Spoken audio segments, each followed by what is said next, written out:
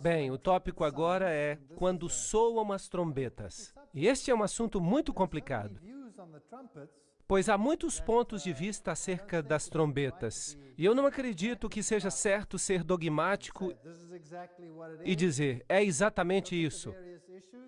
Observemos então os vários assuntos para ver como se encaixam, porque temos muito que aprender. E eu sei que há muitas coisas no livro de Apocalipse que só vão ser esclarecidas à medida que os eventos se desenrolarem. Muitas pessoas colocam as trombetas no futuro. Há escolas inteiras de pensamento sobre isso. Mas temos então um problema com a estrutura do livro do Apocalipse. E veremos então que é melhor conservar as trombetas dentro do parâmetro do quiasma. Uma estrutura que foi estabelecida no livro de Apocalipse para que não nos percamos. Portanto, o que são essas trombetas? O que significam? Mas antes de entrarmos no assunto do Apocalipse, é preciso primeiro ver alguns temas de Apocalipse dos capítulos 7 ao 9. Por isso eu não quero apenas falar das trombetas, eu quero tratar do assunto como um pacote completo. Portanto, então, há uma enumeração de pessoas na Terra nesses temas. Em Apocalipse capítulo 7, em Apocalipse capítulo 9, e há conceitos de deter e soltar que estão relacionados com os 4 anjos. Em ambos os casos, pessoas estão sendo enumeradas. Em Apocalipse 7, o povo de Deus está sendo enumerado. E no capítulo 9, a contrafação é enumerada. Portanto, temos uma enumeração dos que estão com Deus e dos que estão contra Deus.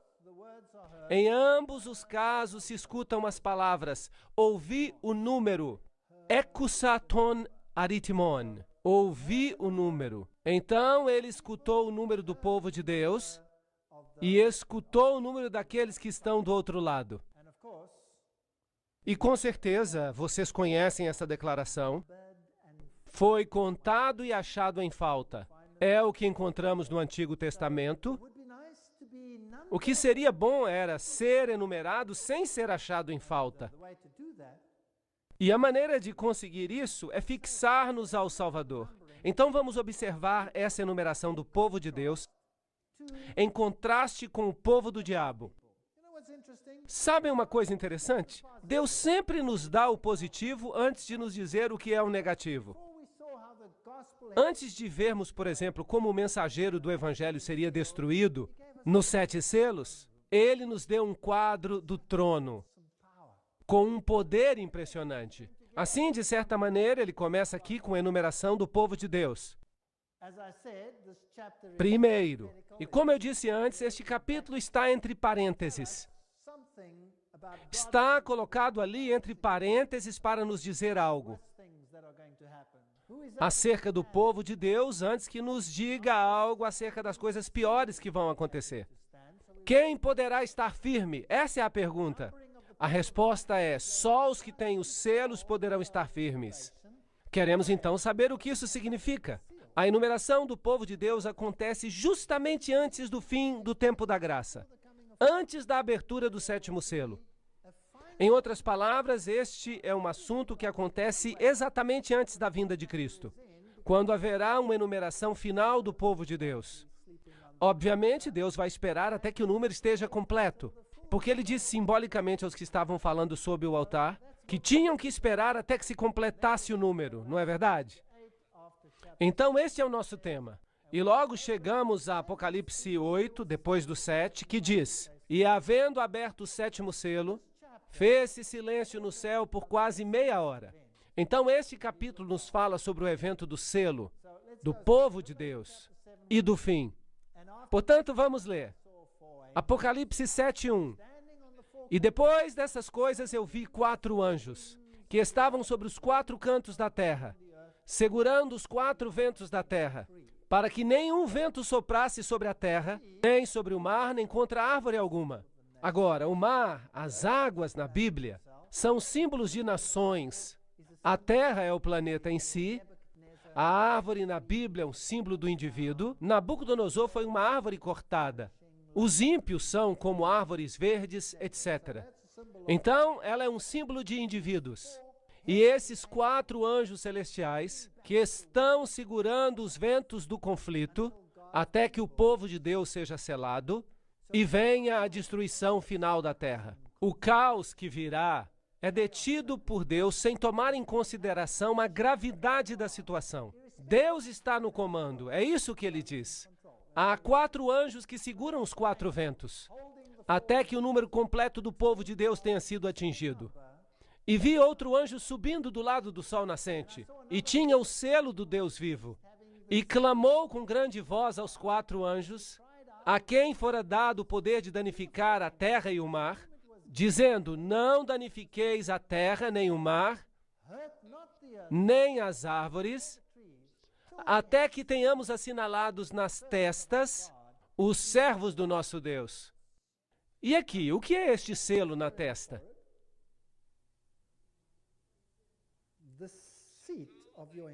O ponto central da inteligência, o comando da capacidade de decisão, a consciência. Isso é o que a testa simboliza. É isso que faz a diferença entre nós e as demais criaturas do planeta. Qualquer animal.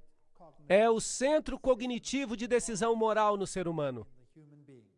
É aqui que se tomam as decisões favoráveis e contrárias. Como vimos antes, ser selado significa estabelecer-se na verdade, de modo que não a deixemos mais. Mas Deus também sela esses indivíduos. E ouvi o número. Ali ouvimos o número dos que foram assinalados ou selados. É o povo de Deus.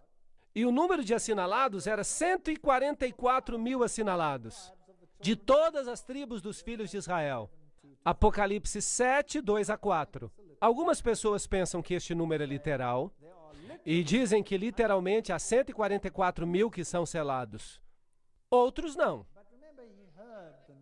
Mas recordem-se que ele ouviu o número, o que significa o selamento. Bem, em 2 Timóteo 2,19 se diz: todo fundamento de Deus fica firme, tendo esse selo. O Senhor conhece os que são seus.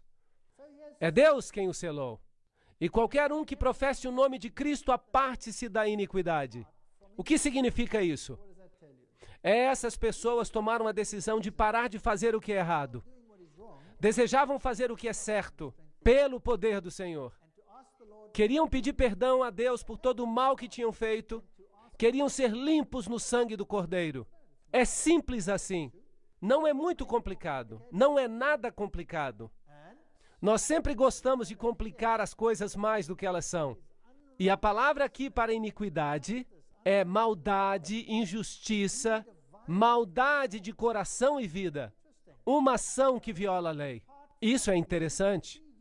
Então, se nos apartamos da iniquidade, nós nos convertemos em cumpridores da lei.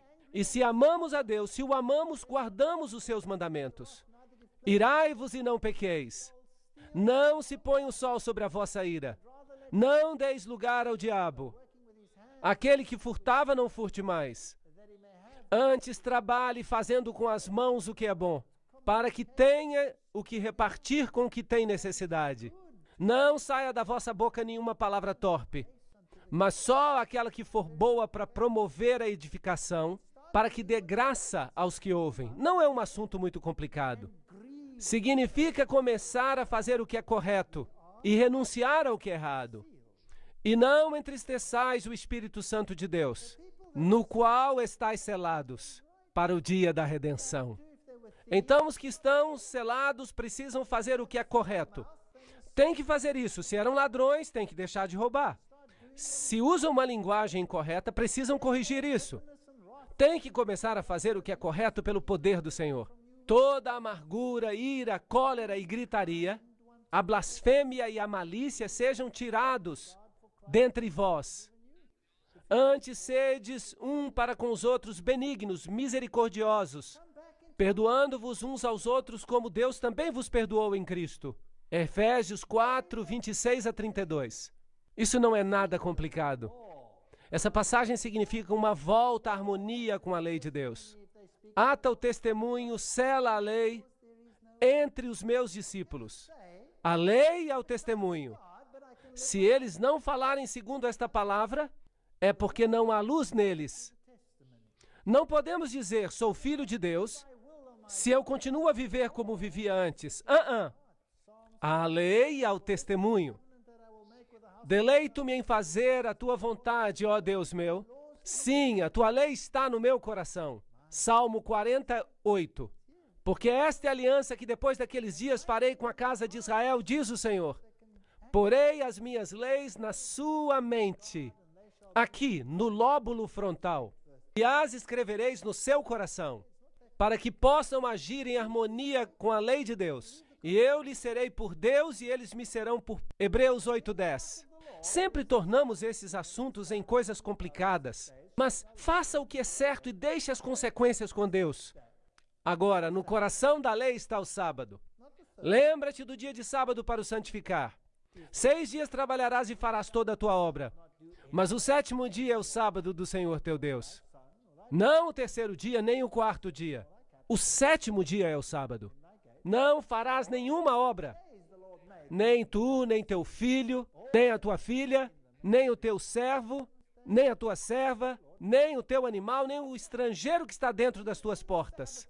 Porque em 6 dias fez o Senhor o céu, a terra e o mar, e tudo o que há neles. Mas ao 7º dia descansou. Portanto, abençoou o Senhor o dia de sábado e o santificou. Então, o mandamento do sábado é um outro selo. Está escrito aqui, em 6 dias o Senhor, esse é o seu nome, Jeová, fez, pois ele é o Criador, o céu e a terra e o mar e tudo o que neles há. Então, se olhamos para Êxodo capítulo 20, versículo 11, porque em 6 dias fez o Senhor o céu e a terra e o mar e tudo o que neles há, e ao 7º dia descansou. Portanto, o Senhor abençoou o dia de sábado e o santificou. Ele o separou para uso santo. A palavra descansar ali significa dar refrigério, deitar-se, deixar algo estar em silêncio. Em outras palavras, ter um momento a sós com Deus, em meio a toda essa agitação que há na terra. E também lhes dei os meus sábados para que se vissem de sinal entre mim e eles, para que soubessem que eu sou o Senhor, que os santifica. E santificai os meus sábados e servirão de sinal entre mim e vós, para que saibais que eu sou o Senhor vosso Deus. Bem, existem muitos deuses por aí. Qual é o que você serve? Aquele a quem você obedece? E como obedece? Guardando a sua lei. E se ele disse, guarda o 7º dia, que dia você deverá guardar? O 7º dia. Êxodo 31:13 também diz que o sábado é um sinal. Entre mim e vós, nas vossas gerações, para que saibais a que Deus sirvais. Sou eu o Senhor do sábado. Alô? Sou eu. Êxodo 31:16. Guardarão, pois, o sábado os filhos de Israel, celebrando-os em suas gerações por aliança perpétua. É um sinal para sempre entre mim e os filhos de Israel. E no 7º dia cessou e repousou. Repousou, nafash, uma palavra interessante. A palavra para sinal em hebraico é ot, e é uma marca. É isso que diz o léxico. É uma marca distintiva. Qual é a marca de Deus? O dia do sábado. Por quê? Porque o sábado ratifica a lei. Sem o sábado, os 10 mandamentos poderiam ser de qualquer outro Deus. Não é verdade? Podiam ser até de uma pessoa, de um João ninguém, um Zé ninguém. O que aconteceria se eu escrevesse 10 mandamentos e os espalhasse dizendo, todos precisam guardá-los? O que aconteceria? Todo mundo ia dizer que eu estou louco? Mas se o presidente fizer uma lei e disser, eu quero que vocês aguardem, e ele assinasse, se não o fizéssemos, teríamos algum problema com as autoridades. Isso, então, seria mais importante, não é? Mas e se o Senhor do Universo disser, bum, eu fiz essa lei, e agora o céu e a terra têm que obedecer a essa lei, por toda a eternidade? Bem, há aí alguma autoridade, bastante autoridade. Mas se não tem um selo de aprovação, não significa nada. Aí está a marca de Deus para a sua autoridade. A besta também tem uma marca? Sim, também tem uma marca de autoridade. Vamos ver isso depois.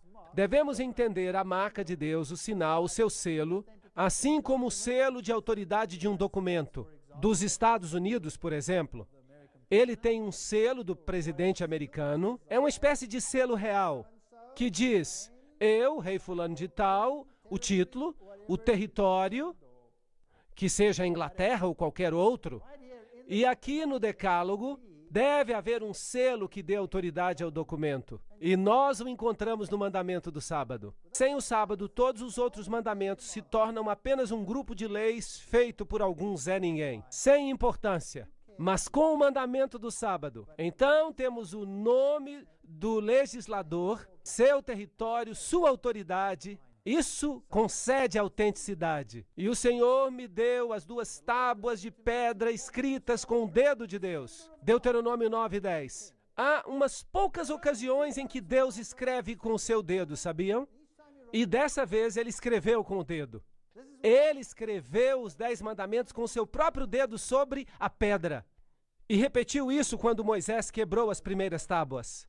Então são 2 vezes. E logo também quando o rei de Babilônia e o seu reino chegaram ao fim, Deus escreveu com o próprio dedo na parede. E o profeta Daniel disse, Mene, Mene, Tekel, Upharsin. Uau!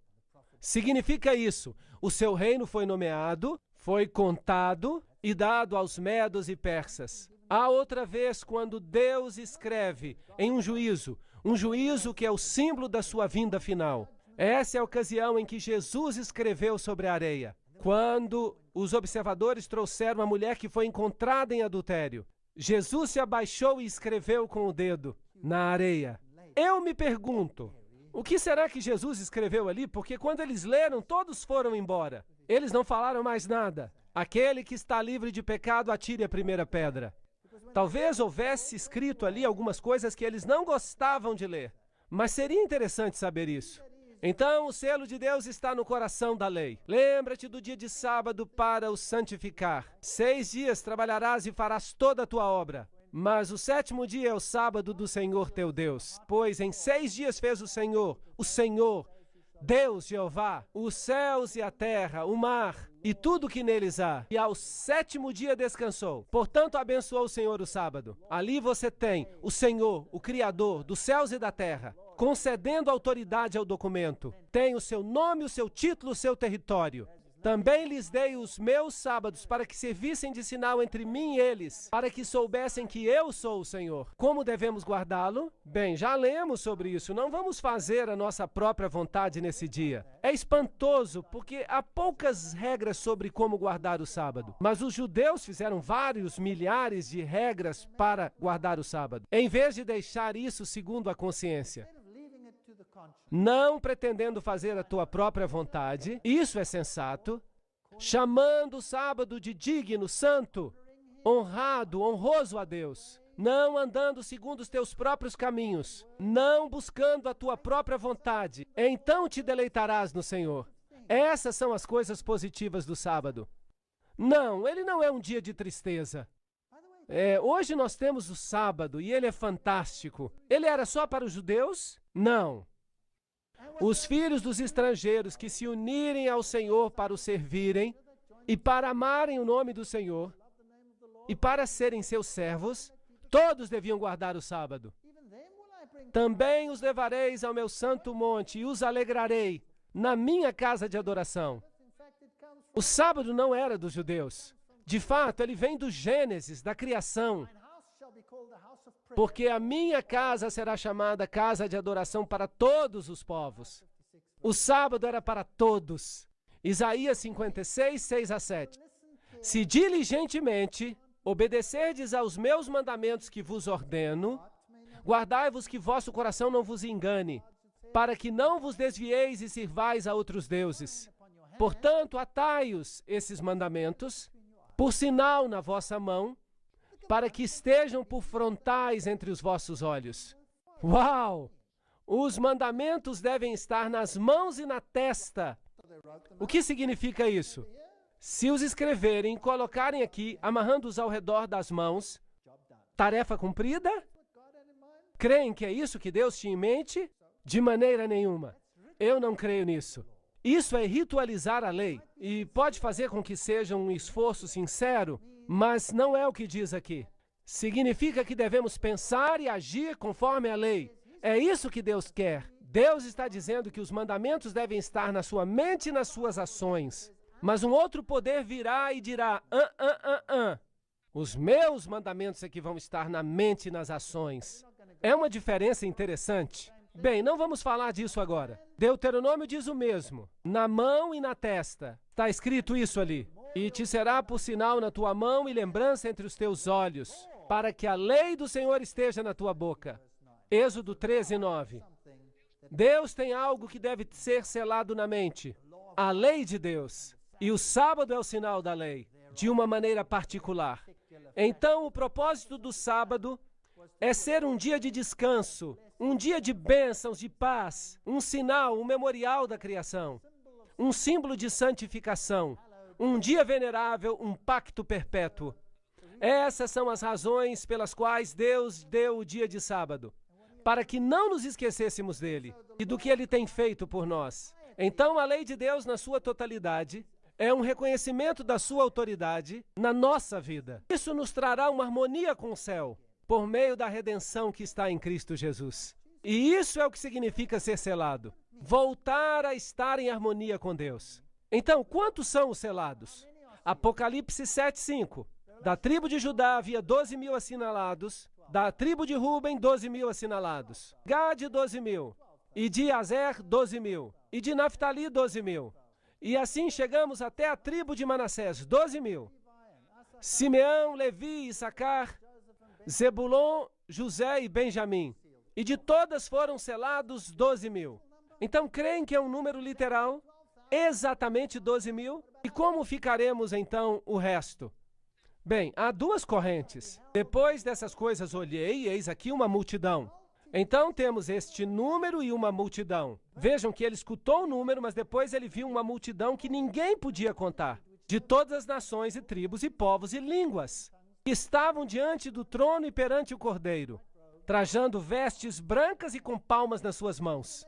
Muitas pessoas acreditam que esse número é literal, e se fala muita coisa acerca disso. Mas o livro de Apocalipse é simbólico. Então esse número pode muito bem ser simbólico. Então temos aqui um problema. Por exemplo, se olharmos para as 12 tribos de Israel, vamos ver que a tribo de Levi, que se menciona aqui em Gênesis, José também se menciona aqui, Levi também se menciona em Apocalipse, e aqui José também. Em Ezequiel está a tribo de Dan, mas ela não é mencionada em Apocalipse. No entanto, se menciona em Gênesis.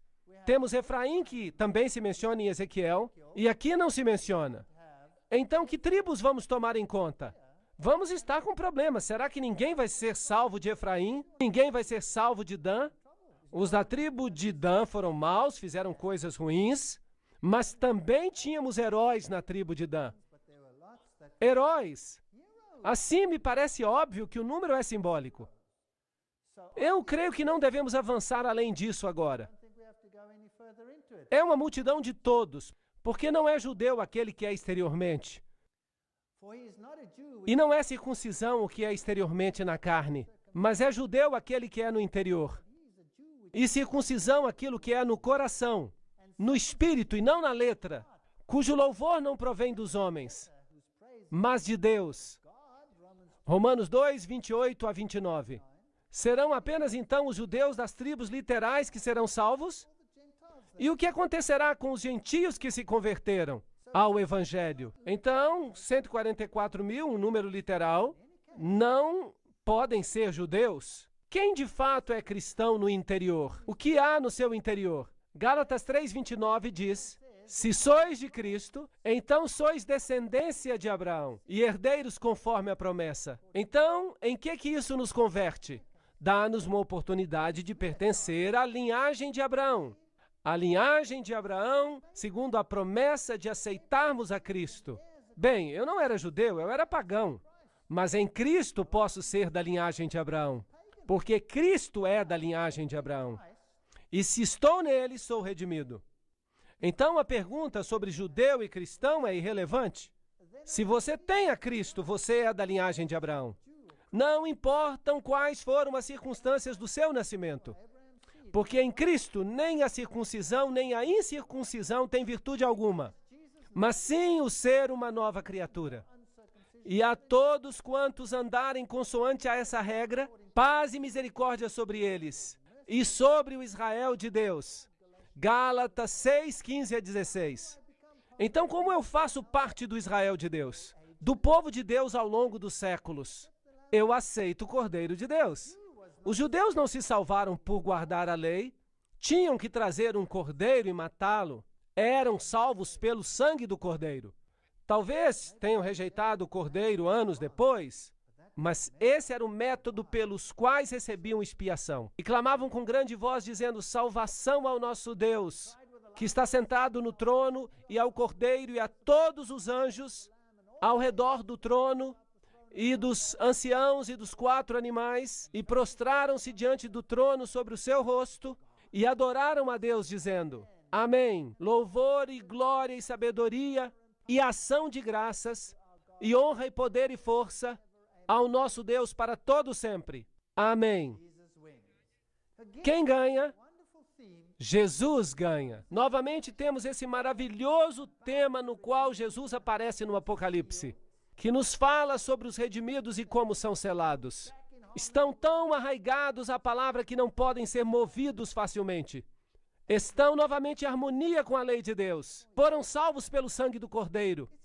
Deus nos dá essa linda imagem antes de nos dar as más notícias.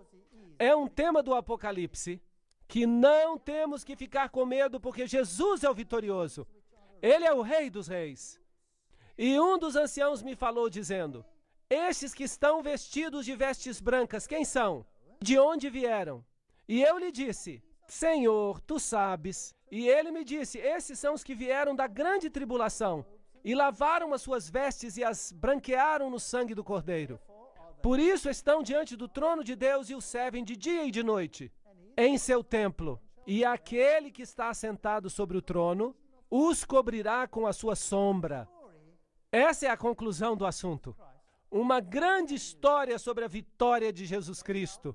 Antes que cheguem as más notícias, nunca mais terão fome, nunca mais terão sede, nem sol, nem calor algum incidirá sobre eles, porque o Cordeiro que está no meio do trono os apacentará e lhes servirá de guia para as fontes da água da vida.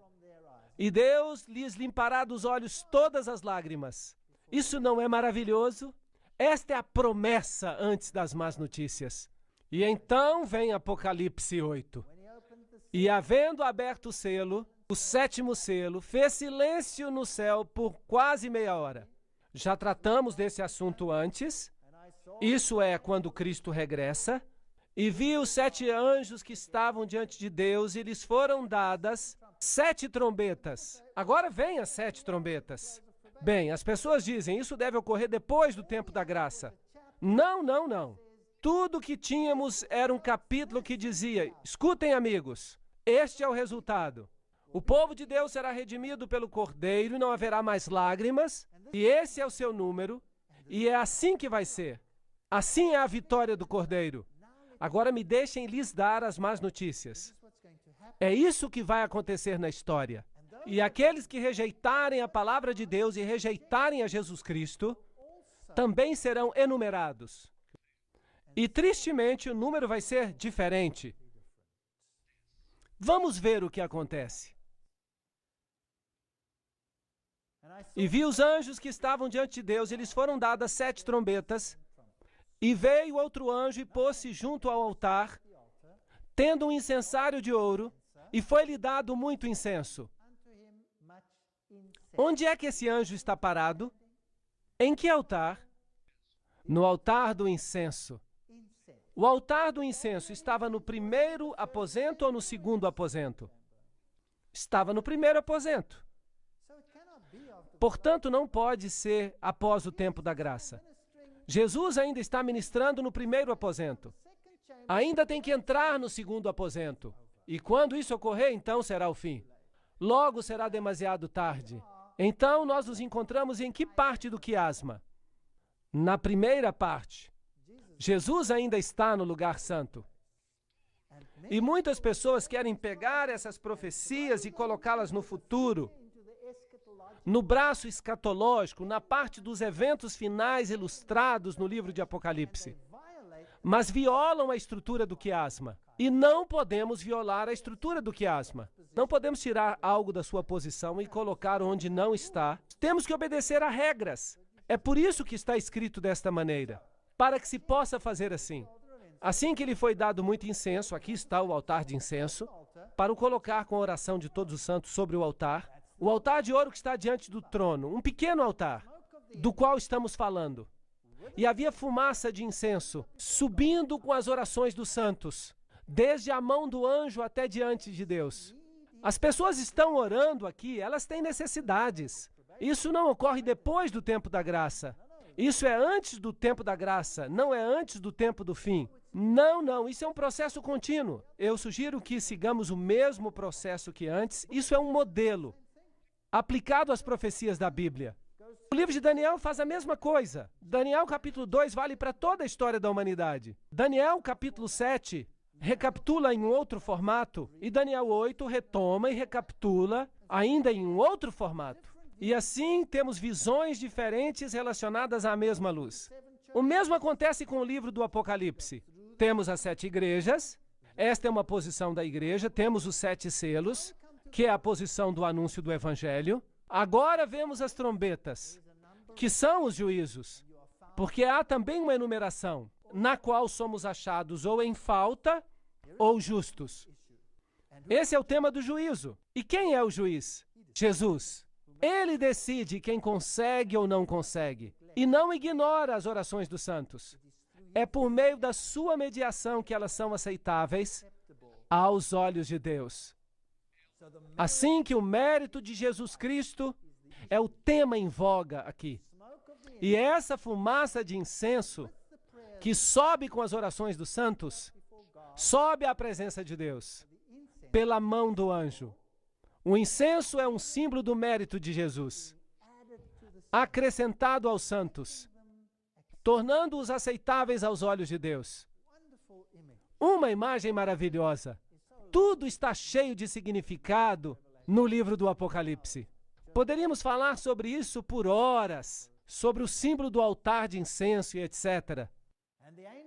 E o anjo tomou o incensário e encheu-o do fogo do altar e o lançou sobre a terra. E ali houve depois então vozes e trovões e relâmpagos e terremotos. Apocalipse 8:5. Bem, esses juízos chegam à terra. E então, depois dos juízos finais, assim como Jesus morreu na cruz, também aqui tudo se cumpre. E a enumeração também se cumpre. E você estará ou com as ovelhas ou com os cabritos, dependendo da sua decisão. Então, o que são essas trombetas em Apocalipse? Há 7 trombetas, e cada uma anuncia algo que se passa aqui na terra. Apocalipse 8:6. E os 7 anjos que tinham as 7 trombetas prepararam-se para tocá-las. Vejamos o que acontece. Deixem-me recapitular. O braço histórico tinha 7 igrejas, os 7 selos, e ainda estamos tratando do tempo simbolizado pelo altar de incenso. Então estamos no tempo antes de Jesus entrar no Santíssimo.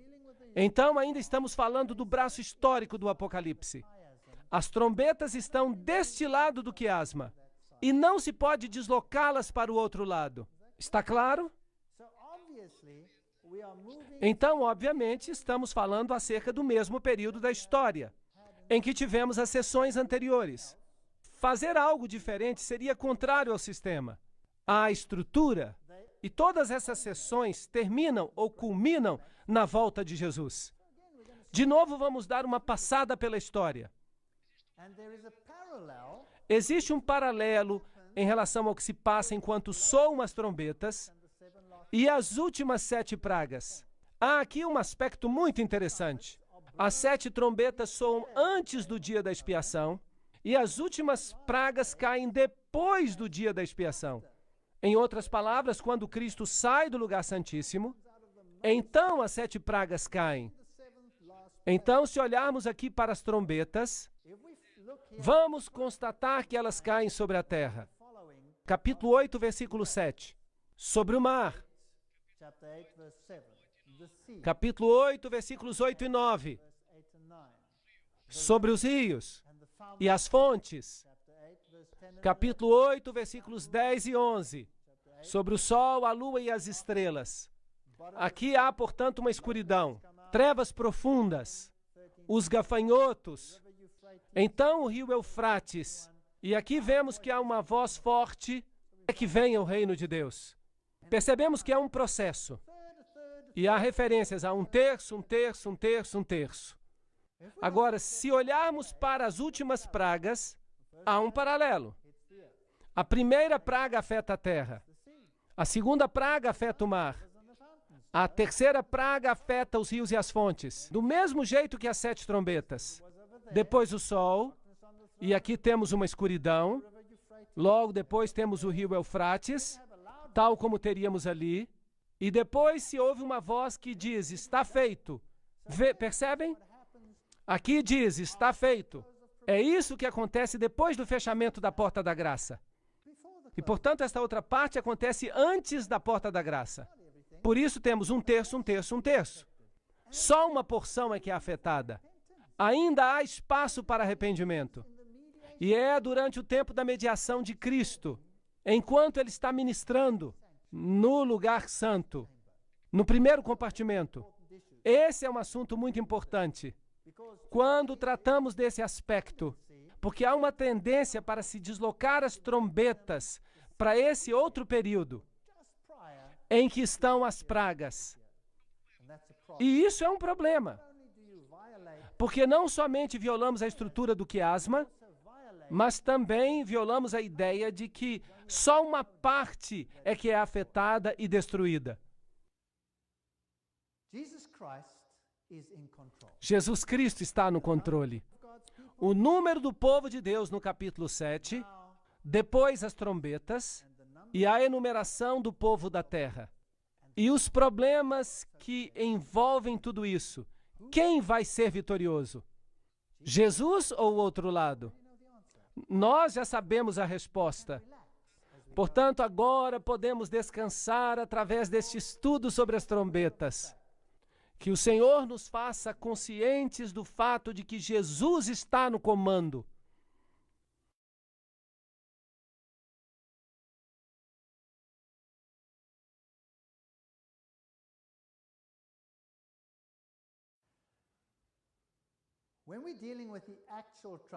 Tratar do tema das trombetas pode ser traiçoeiro, porque não há uma forma precisa de interpretação.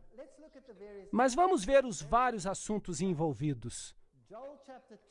É muito interessante. Joel, capítulo 2, 15 a 17, diz, tocai a trombeta em Sião, santificai um jejum, convocai uma assembleia solene, congregai o povo, santificai a congregação, ajuntai os anciãos e as crianças e os que mamam, saia o noivo da sua recâmara e a noiva do seu aposento.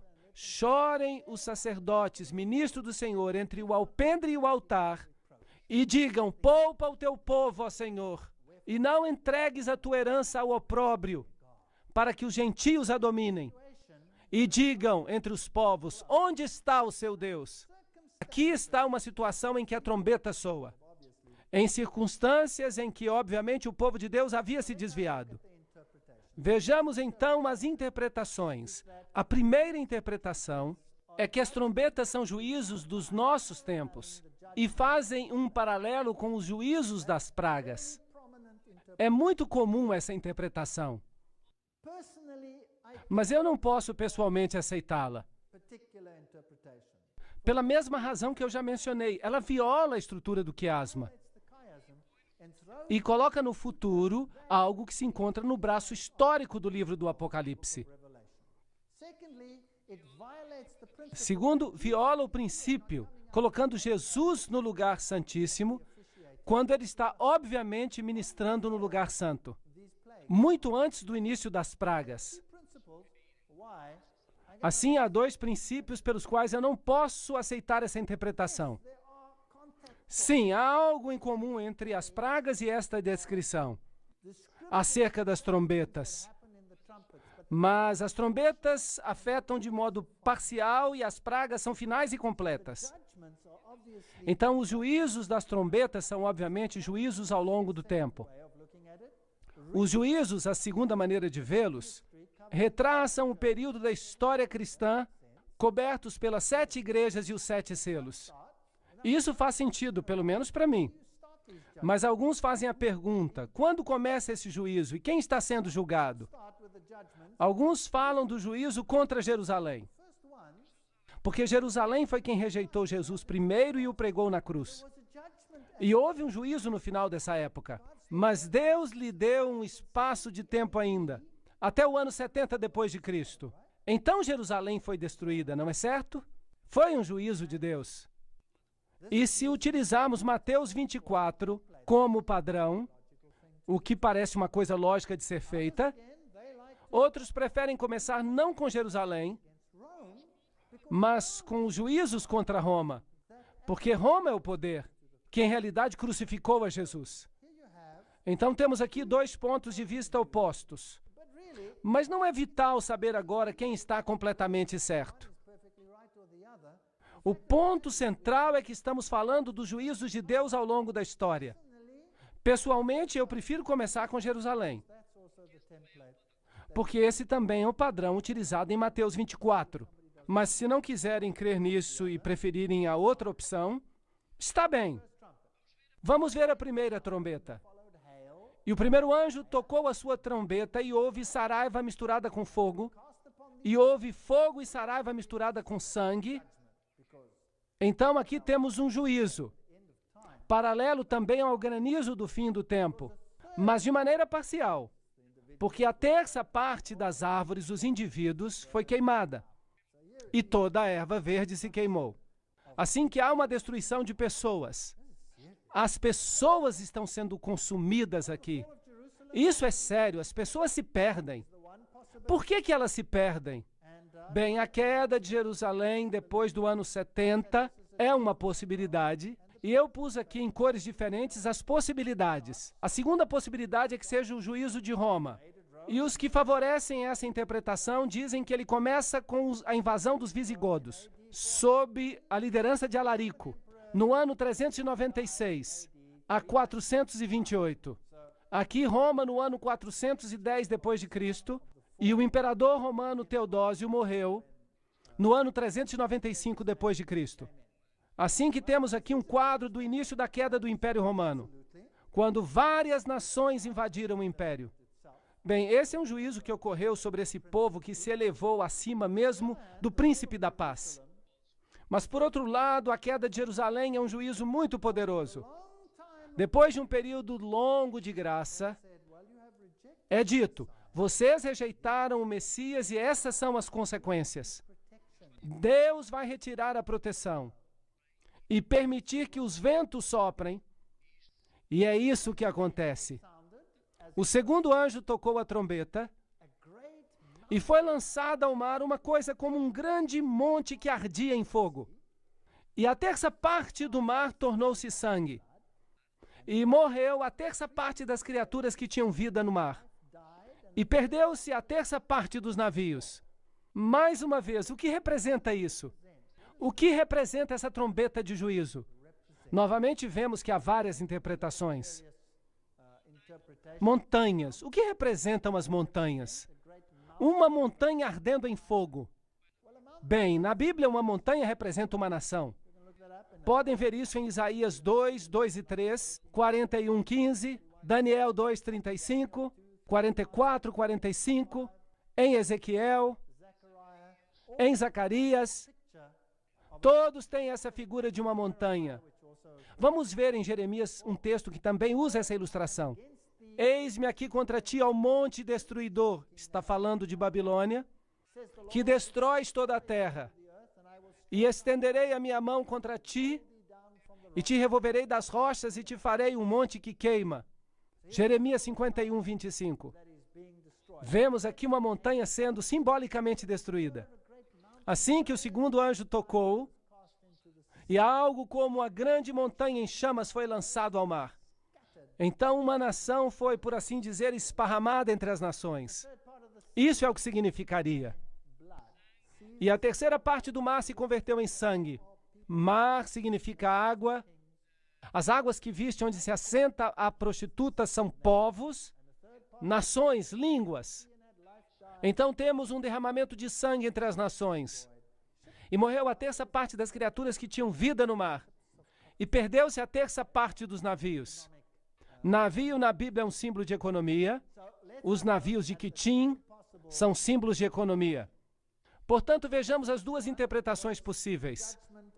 Se for a primeira, temos então um juízo sobre Jerusalém. E, obviamente, a segunda seria um juízo sobre Roma pagã e as nações que estão associadas a ela. O mar. Os judeus e os cristãos viam Roma como a nova Babilônia. De fato, Pedro escreveu uma carta na qual ele diz onde estava a Babilônia. Porque Roma, como Babilônia, havia destruído o templo de Jerusalém, de modo que é uma hipótese razoável. Por outro lado, há aqueles que acreditam que a segunda fase da incursão dos vândalos sobre Roma, Geneserico em 428 até 468, de onde vem a palavra vandalismo, derivada dos vândalos, que eram piratas, vinham em navios contra o Império Romano, saquearam Roma em 465 depois de Cristo. Assim que algumas pessoas interpretam esse símbolo como um juízo contra Roma pagã. Agora, quer você aceite um ou outro, é uma questão de detalhes. Não vamos criar uma discussão sobre isso. Isso não vai afetar a nossa salvação. Mas, pessoalmente, eu prefiro a primeira interpretação, porque ela segue uma sequência lógica, enquanto a outra não é tão sequencial. Mas há quem prefira a segunda. A terceira trombeta. E o terceiro anjo tocou a sua trombeta e caiu do céu uma grande estrela. Agora, será que isso soa familiar? Faz lembrar alguma coisa? Eu tenho certeza que sim. Em algum outro momento caiu uma estrela do céu. Sim, Lúcifer caiu do céu e trouxe todas as suas forças demoníacas com ele para baixo. E estava criando aqui uma grande mudança. E de ser o governante. Por isso, isso representa falsos ensinos, ardendo como uma tocha, e caiu sobre a terça parte dos rios, e sobre as fontes das águas, que também são pessoas, e o nome da estrela era absinto, amargura, e a terça parte das águas tornou-se em absinto. E muitos homens morreram por causa dessas águas que se tornaram amargas. Agora, o que significa água além de nações? Já ouviu falar da água da vida? Agora, o que acontece quando a água da vida se torna amarga? Consegue entender? Houve um período em que entrou uma condescendência, um terceiro período, lembra-se? Não é interessante que esteja aqui no terceiro anjo, no seu toque, um tempo de negociação que transformou as águas da salvação em amargura? Sim ou não? Sim. E as pessoas morreram por causa disso. No sentido espiritual, agora, não no sentido literal. Com certeza. Porque se bebem dessa fonte contaminada, qual é o resultado? Morte. Morte eterna. E separação de Deus. Portanto, a grande apostasia da liderança espiritual da igreja cristã é a única possibilidade que temos aqui. Da mesma forma que Satanás caiu do céu com uma terça parte dos anjos, também a igreja caiu na apostasia através da idolatria. Absinto foi usado por Moisés como representação de idolatria em Deuteronômio 29, 17 e 18. Nós vamos ler isso. E vistes as suas abominações e os seus ídolos, o pau, a pedra, a prata e o ouro, que havia entre eles, para que entre vós não haja homem, nem mulher, nem família, nem tribo, cujo coração se desvie do Senhor nosso Deus, para que vá servir aos deuses dessas nações, para que entre vós não haja raiz, que seja de fel e absinto. Não é esse um grande símbolo? Então eu estou a favor deste, porque é o mesmo período de tempo. Você tem o terceiro anjo, que foi o período do cavalo negro também, e que foi o período da negociação, quando o evangelho era massacrado e as águas ficaram amargas. E as pessoas que beberam desse novo evangelho morrem uma morte espiritual.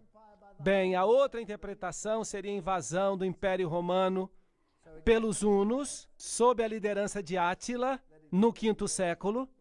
Portanto, novamente temos uma segunda interpretação, que ainda lida com o Império Romano. É claro que isso ocorre no Império Romano, de modo que não há nenhum problema. Mas a primeira é que se encaixa melhor com as outras e com o progresso paralelo que temos visto até agora.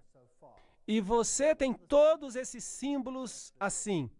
Agora, a quarta trombeta. E o quarto anjo tocou a sua trombeta. Foi ferida a terça parte do sol. Agora, o sol, o que é isso? A luz do mundo.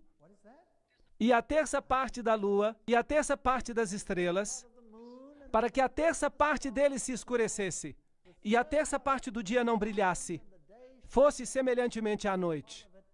Isso não é escuridão total, como nas pragas. Trata-se de uma terça parte. Apocalipse 8:12. Vamos ver Miqueias, capítulo 3, versículos 6 e 7, para ver se podemos encontrar um paralelo. Portanto, se vos fará noite sem visão, e tereis trevas sem adivinhação, e pôr-se-á o sol sobre os profetas, e o dia sobre eles se enegrecerá. E os videntes se envergonharão, e os adivinhadores serão confundidos. Sim, todos eles cobrirão os seus lábios, porque não haverá resposta de Deus. Isso não soa como um tempo de escuridão espiritual? Sim ou não? Como foi chamado o período da dispensação seguinte, por assim dizer? Não o chamaram de Idade das Trevas? Sim ou não? Então, quem governou na Idade das Trevas? Uma vez que o cavalo negro se tornou um cavalo de morte. É o mesmo período. Estamos apenas seguindo o mesmo período clássico. E se novamente removemos a Jesus, o Filho da Justiça do Evangelho, e o tornamos menos daquilo que ele é, então morreremos uma morte espiritual. Esse é o problema. Como é possível retirar a Jesus do coração do Evangelho? Essa é a história mais aterrorizante do engano na história do mundo. Depois desta conferência, vamos entrar em pormenores. Vamos ver o que foi feito. E eu quero lhes dizer que o mundo inteiro foi enganado para crer em algo. Algo que não vem de Deus. Assustador. Assim, as duas interpretações possíveis que temos aqui, a escuridão representa a Idade das Trevas, a Idade Média, o que faz sentido para mim. Quando a verdade foi pisoteada e o ministério de Jesus foi substituído pelo ministério da igreja. Quando Jesus foi crucificado, uma escuridão literal cobriu a terra, certo? Isso serve como tipo da crucifixão espiritual de Cristo. A reforma do século XVI encerrou a Idade Escura. Isso é basicamente o que a interpretação indicaria. Agora, outra interpretação seria ainda com respeito ao juízo sobre Roma. O sol, a luz e as estrelas sido interpretados como os luminários do Império Romano Ocidental, como o imperador, os senadores, os cônsuls. Com a extinção do Império Romano Ocidental em 476 d.C., o imperador, o último deles, Rômulus Augusto, foi destronado do remanescente por ordem de Odoacro. Portanto, essa é uma outra interpretação. Um juízo, portanto, contra o Império Romano Ocidental. Mas essa segunda interpretação representa um modelo que não se encaixa muito bem com o que foi visto. Mas notem uma coisa. Esse período de tempo da Idade Média, Idade Escura, nele Jesus é novamente crucificado. É interessante que esse crucifixo, um símbolo da crucifixão, o mantém na cruz. E é onde a Idade Média gostaria que ele estivesse. Mas Jesus ressuscitou dentre os mortos e governa no céu. Agora, também é interessante que, às vezes, para remover a Jesus do sistema, é necessária a criação de toda uma nova religião, que tira Jesus do coração dela. Muito interessante. Levanta-te e resplandece, porque vem a tua luz, e a glória do Senhor vai nascendo sobre ti. Grande escuridão sobre essa terra. Falou-lhes Jesus outra vez, dizendo: eu sou a luz do mundo. Quem me segue não andará em trevas, mas terá a luz da vida. É Cristo ou não é Cristo? Essa é a questão. Eu sou a luz que vim ao mundo, para que todo aquele que crê em mim não permaneça nas trevas. João 12:46. A questão é, o ponto central é Jesus. Com ou sem Jesus? Essa é a questão. Agora vem uma parte fascinante. Apocalipse 8:13. E olhei e vi um anjo voar pelo meio do céu, dizendo com grande voz: ai, ai, ai. 3 ais. Dos que habitam sobre a terra, por causa das outras vozes das trombetas, dos 3 anjos que ainda vão tocar. Agora vem um grande ai. Agora, um ai é uma coisa que atinge os seres humanos e tem consequências desastrosas. Agora, algumas pessoas querem aplicar esses ais ao povo de Deus. Mas, por outro lado, os ais podiam se aplicar aos que estão perdidos. E com o que estamos lidando nessas trombetas? Com o povo de Deus que está sendo enumerado ou com os outros que estão sendo enumerados? Estamos lidando com os povos da terra, que estão sendo enumerados. Portanto, agora sabemos qual é o último ai, porque o último ai é a vinda de Cristo e a destruição dos ímpios. De modo que, sobre quem cai o último ai? O último ai cai sobre os ímpios, sobre os maus, não sobre o povo de Deus. Então, isso aqui é um julgamento sobre aqueles que querem ser enganados, que têm se permitido enganar, que rejeitam a luz, ou simplesmente rejeitam a Deus diretamente. Portanto, temos 3 ais que vão cair sobre os habitantes da terra, e um ai os priva da salvação. Assim que os habitantes da terra, como consequência do soar das últimas trombetas, eles vão sofrer esses ais. Assim, esses 3 ais estão associados às próximas 3 trombetas e indicam um aumento sem precedentes de ataques demoníacos. Ah, verdade. No entanto, Deus está no comando. Então, durante as próximas 3 trombetas, Deus vai nos dar um vislumbre, uma ideia do que vai acontecer aqui na Terra. É assustador. E isso vai exigir 12 conferências para que vocês percebam o que está acontecendo. Uau! Vamos ter 12 conferências sobre o que isso implica. É assustador. Ai, ai, ai. Foram pronunciados sobre uma igreja que andou nas faíscas de sua própria luz, que não derivava a sua luz e o seu poder da grande luz central, o sol da justiça, e não difundiu essa luz e a glória sobre aqueles que estavam na escuridão, mas absorveu essa luz e a tornou difusa, fazendo com que sua própria luz brilhasse mais. A pessoa que recebe a luz, mas não a dá, como Deus requer que o faça, se tornará um receptáculo de trevas. Temos aqui o texto de um panfleto, que foi escrito há 150 anos. Então, o que está acontecendo aqui? Estes ais estão sendo pronunciados sobre uma igreja que caminha nas faíscas de sua própria luz. Isso faz sentido para mim. Então, esses ais são pronunciados sobre os apóstatas do planeta e vão afetá-los porque eles mantêm a verdade do evangelho longe daqueles que poderiam ser salvos. Portanto, vamos ver as 2 possibilidades. A 5ª e a 6ª trombeta representam a enumeração dos seguidores de Satanás e o aumento final do mal, até o ponto em que Deus retira sua proteção e cai nas mãos de uma mente perdida. Aqueles que escolhem voluntariamente ser ignorantes. Isso mete medo. Está em contraste em Apocalipse 7, onde os selados de Deus são numerados. E lhes é dado poder para estarem sob a proteção divina.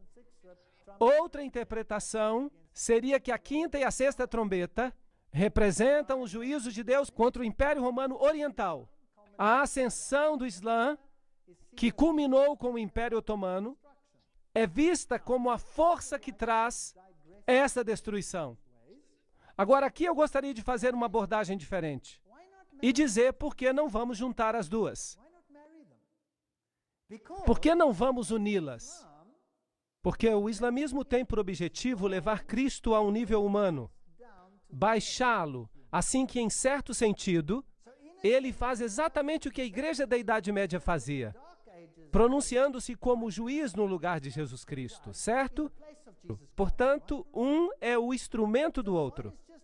E, na verdade, estão trabalhando juntos para alcançar o mesmo fim, que é eliminar Jesus Cristo da posição de único salvador do planeta. E é interessante que o Islã é uma religião que ativamente ensina e propaga essa mensagem. Ativamente.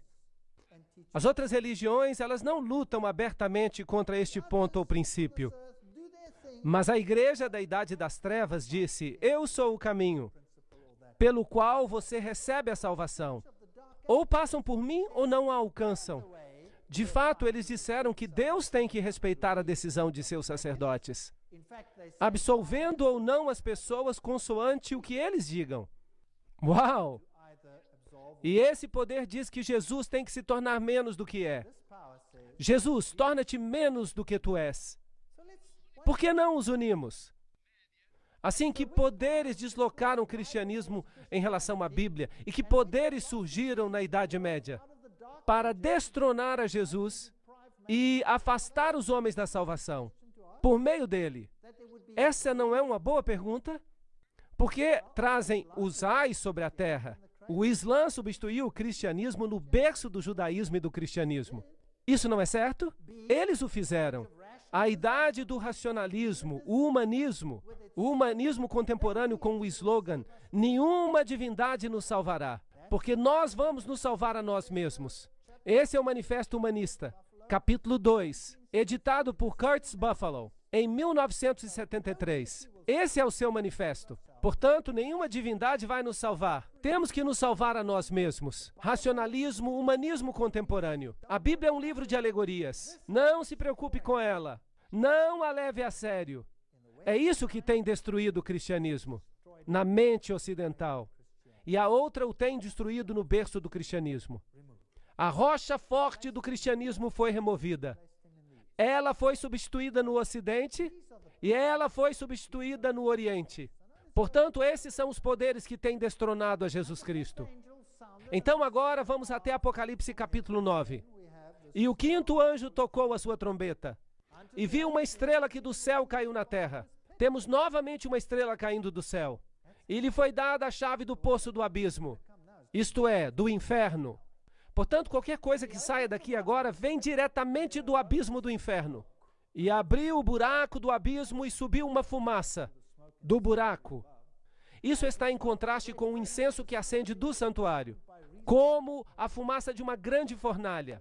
E com a fumaça do buraco, o sol se escureceu, e também o ar. Portanto, a luz está sendo removida da terra como resultado da ação deste quinto anjo. Uau! Não se trata da atividade do quinto anjo, mas a maldição por causa do que estão fazendo os poderes das trevas. E da fumaça saíram gafanhotos sobre a terra, e foi-lhes dado o poder como de escorpiões sobre a terra. E o parecer dos gafanhotos era semelhante aos cavalos. Já vimos cavalos antes e diziam respeito ao Evangelho. Como estrondos de carro irão saltando sobre os topos dos montes. As nações, como o ruído da chama de fogo que se propaga, como um povo poderoso posto em ordem para o combate, e restituir-vos-ei aquilo que comeu o gafanhoto. Isso é o que Joel diz. Assim, temos aqui um simbolismo espiritual acontecendo com o Israel literal. Vamos aplicá-lo ao lado espiritual. Apocalipse 9:4. E foi-lhes dito que não fizessem dano à erva, da terra e nem a verdura alguma, nem árvore alguma, não é a destruição total, mas somente dos homens que não têm na sua testa o sinal de Deus. Portanto, o juízo é para todos aqueles que não estão enumerados. E foi-lhes permitido não que os matassem, mas que por 5 meses os atormentassem. Temos um período, 5 meses.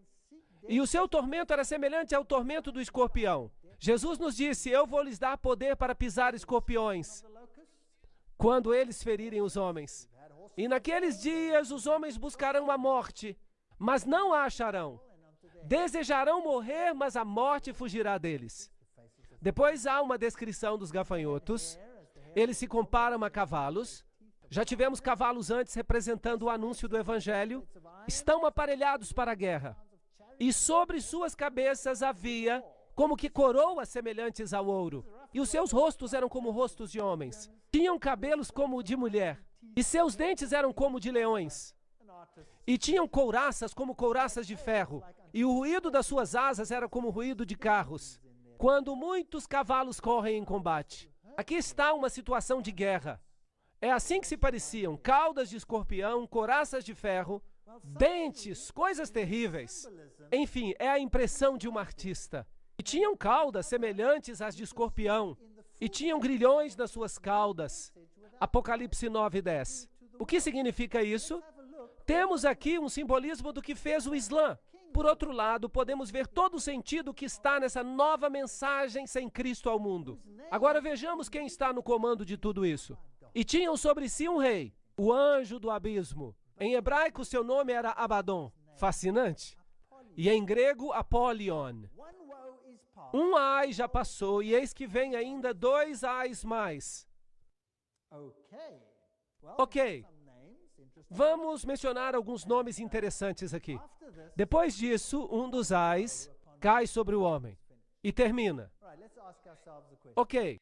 Vamos fazer uma pergunta. Que filosofias surgiram após a Idade Média? Que minaram diretamente a fé na Bíblia e em Jesus Cristo como o único nome abaixo do céu por quem podemos ser salvos. Essa não é uma boa pergunta? Que organizações, que corpos organizados, é a próxima pergunta que tenho, diretamente propagaram a eliminação de Jesus Cristo como o único nome pelo qual podemos ser salvos? Essas são as 2 perguntas que gostaria que respondêssemos. Bem, o racionalismo, a alta crítica, o humanismo, o espiritismo. Você concorda comigo? Que esses são os poderes que removeram a Jesus? Que corpos organizados são aqueles que diretamente anulam o nome de Jesus Cristo como aquele pelo qual unicamente podemos ser salvos? Maçonaria. Vou lhes dar alguns textos que comprovam isso mais tarde. E as sociedades secretas? Todas elas estão em acordo com a total igualdade dos fundadores de todas as religiões. O comunismo opõe-se diretamente à doutrina de Jesus Cristo. O ateísmo formal. Isto é o que o comunismo é. E temos o Concílio Mundial das Igrejas. Será que é possível? Será que realmente eles fazem isso? Será que fazem? Bem, eu sei que sim. Porque o Concílio Mundial de Igrejas propaga a unidade de todas as religiões sob um mesmo teto. E isso significa que Jesus tem que se tornar menos do que é, a fim de conseguirem uma negociação. Sim ou não? Isso é um fato, eu não estou inventando nada. É isso que está acontecendo. O Islã remove a Jesus Cristo, sim ou não? Como o único Salvador do mundo. E as Nações Unidas têm uma organização chamada Organização das Religiões Unidas. Seu objetivo é fazer com que todas as religiões sejam aceitas em igualdade. Pois bem, parece uma boa ideia. Mas o que vamos fazer então com Jesus Cristo? Isso o coloca no mesmo nível dos outros. E então haverá muitos nomes pelos quais poderemos ser salvos. É ou não é verdade? Sim ou não? Isso é certo ou não? Vocês podem dizer, porque eu estou com alguns problemas aqui. Eu estou trazendo a vocês alguns assuntos problemáticos. É isso exatamente o que estão fazendo. O comunismo remove totalmente. A maçonaria o nivela. O Concílio Mundial das Igrejas o rebaixa para alcançar os seus objetivos.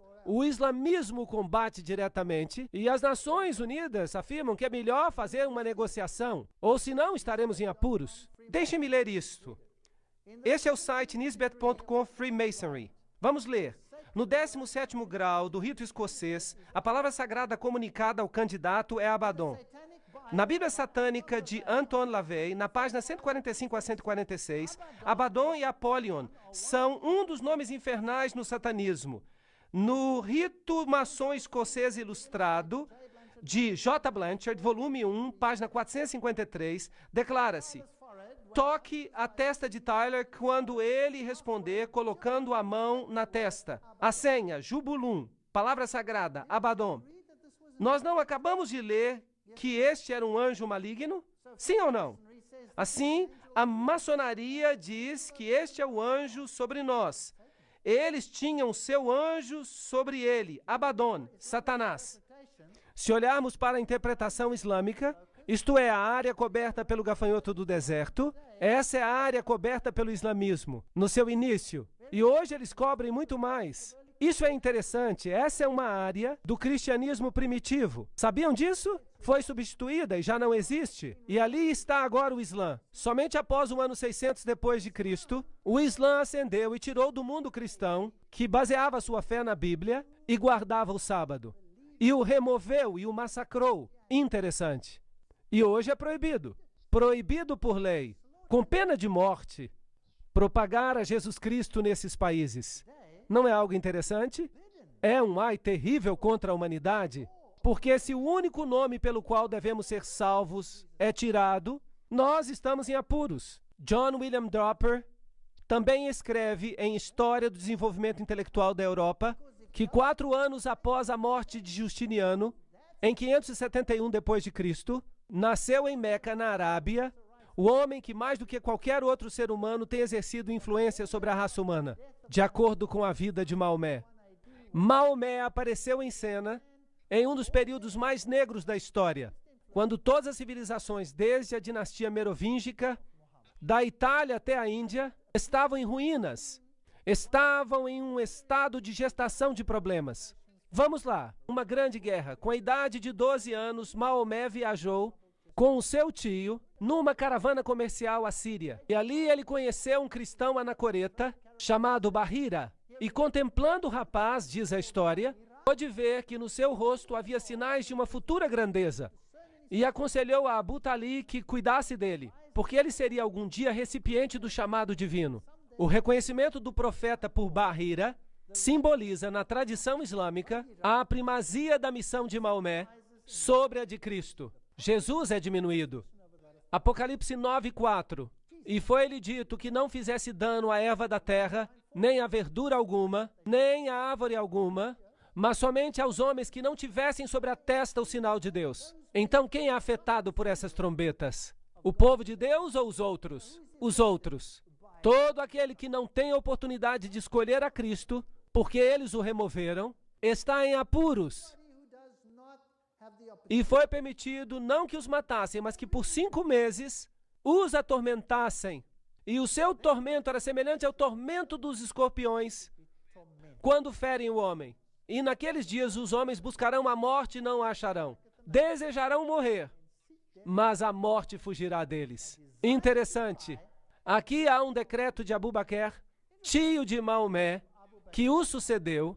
Quando combaterem as batalhas do Senhor, defendam-se como homens, sem voltar as costas, mas não deixem que a vitória seja manchada com o sangue de mulheres e crianças. Não destruam as palmeiras, nem queimem qualquer campo de milho, não cortem as árvores frutíferas, nem façam qualquer mal ao gado, mas apenas ao que matarem para comer. Quando fizerem alguma promessa ou compromisso, cumpram-nas. Mantenham a sua palavra.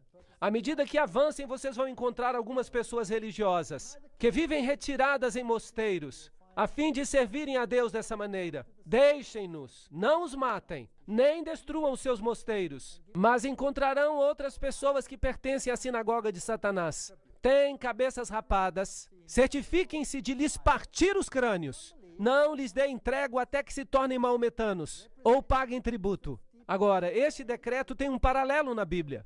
Alguns acreditam que os 5 meses representam os 150 dias proféticos, que são 150 anos proféticos, utilizando números 14, 34 e Ezequiel 4, 6 como base, um dia por um ano, e assim nos damos conta que se tomamos este número e tomamos a data de 27 de julho de 1299, quando o otomano invadiu a Nicomédia, e adicionamos 150 anos, então chegamos a 27 de julho de 1449, quando o último imperador grego, Constantino, tomou o trono com a permissão do sultão. Agora, Khaled bin al-Walid, por nome Saif Allah, um dos 2 líderes muçulmanos de enorme sucesso na expansão islâmica sob Maomé, e seus sucessores imediatos, Abu Bakr e Omar, apesar da luta contra o profeta, finalmente se converteu. E dizem eles que conquistou, e Khalid prosseguiu como líder das forças que conquistaram um exército bizantino, e o Islã se apossou dos territórios onde reinava o cristianismo. É muito interessante. E continuaram a conquistar a Síria, a Arábia, e destruíram 50.000 tropas bizantinas, e as massacraram, assim que o cristianismo foi removido. Vejamos o ponto de vista maçônico. Morais e dogmas é uma fonte maçônica.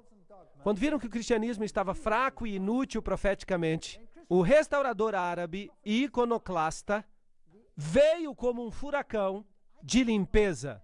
Mas Khalid, e agora vocês sabem quem ele era um grande general da espada de Deus, marchava de vitória em vitória e exclamava aos seus soldados: não deixem que nenhum homem durma. Haverá descanso suficiente nos jardins do paraíso. Doce será o repouso. Nunca mais será seguido pelo trabalho. A fé do árabe se tornou mais forte do que a do cristão, e ele os conquistou. Uau! Este é o ponto de vista maçônico, que a fé dos árabes se tornou mais forte do que a dos cristãos. E também dizem que se tornou uma fé melhor do que a do cristianismo. Por isso hoje o Islã reina. Onde reinava o cristianismo? Tem os zigurates, o Império Otomano, e a Mesquita Azul, e Santa Sofia. Todos esses eram antes domínios cristãos, mas hoje são domínios islâmicos. Isto costumava ser cristão, hoje é islâmico. Não é interessante? Portanto, se juntarmos as duas, então vamos ter toda a catástrofe completa da apostasia que destruiu a Jesus Cristo como Salvador. O racionalismo, a alta crítica, a eliminação da Bíblia, a eliminação da fé na Bíblia e em Jesus Cristo, e a guerra literal contra aqueles que se opunham. E tocou o 6º anjo a sua trombeta, e ouviu uma voz que vinha das 4 pontas do altar de ouro, que estava diante de Deus, e dizia ao 6º anjo, que tinha a trombeta: soltem os 4 anjos. Uau, agora estamos em apuros. Que estão presos junto ao grande rio Eufrates. Portanto, há aqui outros 4 anjos. Tínhamos os 4 anjos de Deus que seguravam os 4 ventos, e agora temos os 4 anjos que prendem o rio Eufrates, isto é, Babilônia. Portanto, esses são os homólogos demoníacos das hostes angelicais. E foram soltos os 4 anjos que estavam preparados para a hora, o dia, o mês e o ano, a fim de matarem a 1/3 parte dos homens. E o número dos exércitos, dos cavaleiros, era de 200 milhões. Você escutou? Aqui também há uma enumeração desse poder. E é um número enorme, tal como a areia do mar. Alguns veem esse período como um tempo profético, a hora, o dia, o mês, o ano. E outros dizem que não, que é simplesmente uma declaração definida de tempo. Agora, nesse mesmo ano, nesse mesmo mês, nesse mesmo segundo, é quando vai acontecer. Por isso, se você está na dúvida entre as duas hipóteses, não é tão relevante assim. Talvez até as duas estejam corretas. Alguns veem esse período como um tempo profético. Outros como um tempo designado para as forças demoníacas de Babilônia, em contraste com os anjos de Deus que seguram os 4 ventos. E estes são os últimos eventos desse grande conflito entre Cristo e Satanás. Assim, o primeiro ai foi essa destruição de Jesus como o único Salvador. E assim vimos os cavalos nessa visão. E os que cavalgavam sobre eles tinham couraças de fogo e de jacinto e de enxofre. E se vê uma visão de fumaça, e como saíam e faziam essas coisas, e um homem chamado Josias Litch tomou essa interpretação literal e calculou a hora, o dia, o mês e o ano, e chegou a 391 anos e 15 dias. E calculou o tempo sobre o Império Otomano, predisse o ano exato em que o Império Otomano cairia, e realmente aconteceu como ele predisse. Por isso, aqui está um ponto de vista de que o poder islâmico finalmente chega ao seu fim.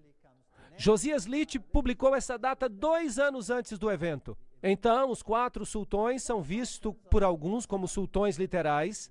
Eles têm nome: Alepo, Icônio, Damasco e Bagdá. Vêm os uniformes dos cavaleiros turcos e a destruição como sendo azul e amarela. E assim vem o Islã, em tudo isso e em todo o Império Otomano.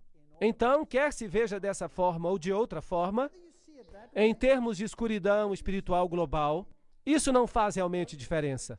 Outras interpretações ainda existem. São a da propagação do Império Árabe Islâmico,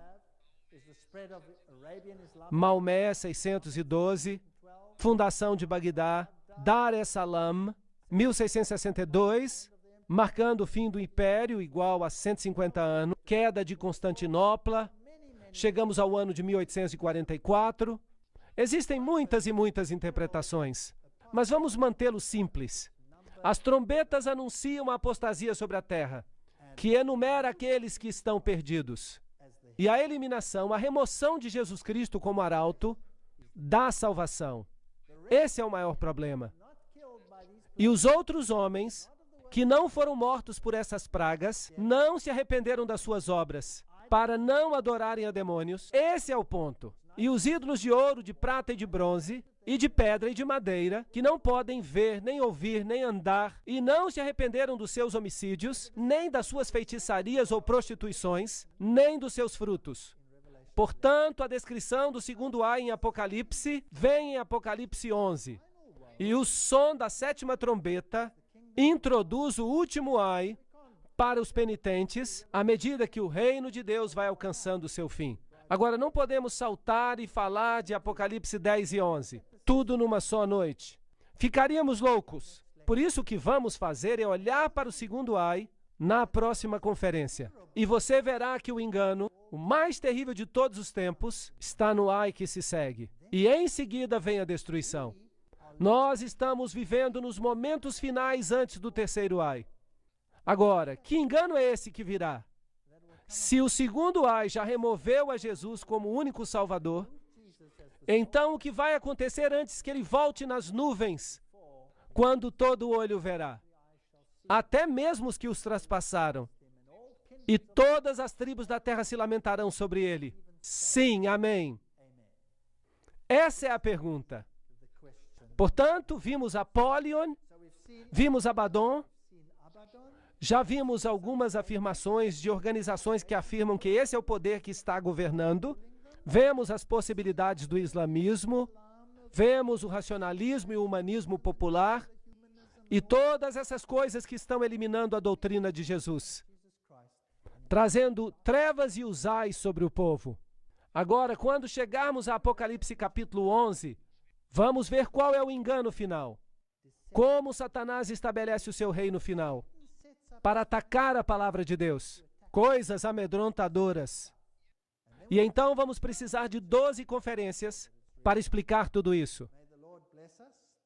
Que o Senhor os abençoe e guarde até que voltemos a nos reunir na próxima conferência. Muito obrigado pela atenção.